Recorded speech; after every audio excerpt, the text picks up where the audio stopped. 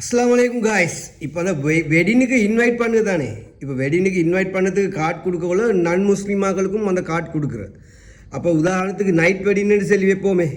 அப்போ 7:30 சொல்லி டைமை போட்டுற வெட்டிங் கார்டில் 7:30 7:30 சொல்லி டைமை போட்டு எல்லாருக்கும் கார்டு கொடுக்குறேன். நான் முஸ்லீம் மக்களுக்கும் கார்டு கொடுக்குறேன்.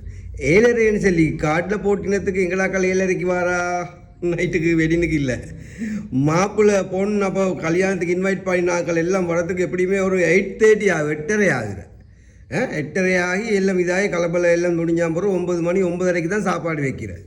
இனி அந்த நான் முஸ்லீமாக்களுக்கு இன்வைட் பண்ணின அந்த கார்டில் 7:30 சொல்லி போட்டிக்கு சுற்றி அவங்க எப்படியுமே வெடினுக்கு அவங்களோட இந்த நான் முஸ்லீம் வெடினுகளுக்கு வந்து டைமுக்கு போகிற ஹோல் பாரம் கொடுக்கணும். அப்படி அவங்களோட சாரித்திரம் நெக்கத்தில் மீக்கே அதே பழக்கத்துக்கு எங்கட வெடினுக்கும் நான் முஸ்லீமாக்கள் 7:30 வந்துக்கொண்டு பார்த்தாக்க ஹோலில் ஒத்தரும் இல்லை, ஃபுட் ஒத்த அரேஞ்ச் பண்ணியும் இல்லை, ஒன்றுமே செஞ்சில்லை, ஹோல்லே மொத்தரும் இல்லை.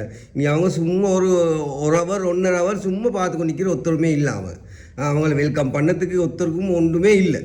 நீ அதனால் நான் முஸ்லீமாக்களுக்கு வெட்டிங் கார்டு கொடுக்கக்குள்ள ஒரு 8:30 9 போட்டு கார்டை கொடுங்க. அவங்க 8:30 போட்டு 8:30 ஷாப்பாக வந்து நிற்பாங்க. அப்போ அவங்கள வெல்கம் பண்ணி அவங்கள வரவேற்று இருப்பாட்டி சாப்பாடு எல்லாம் இதாக்கி புஃபேக்கு கூட்டி போய்த்து அப்படி செய்யலும். 7:30 போட்டு 7:30 வந்தால் நீங்கள் ஒத்தருமே இல்லை, கல்யாண வீட்லேயும் ஒத்தரும் இல்லை, ஹோல்லேயும் ஒத்தரும் இல்லை, ஒன்றும் அரேஞ்ச் பண்ணியும் இல்லை. இந்த ஐடியா நல்ல மனுஷன்னா செஞ்சு பாருங்க இன்ஷா அல்லாஹ். சின்ன ரிக்வஸ்ட் ஒன்று மட்டும்தான். ஓகே.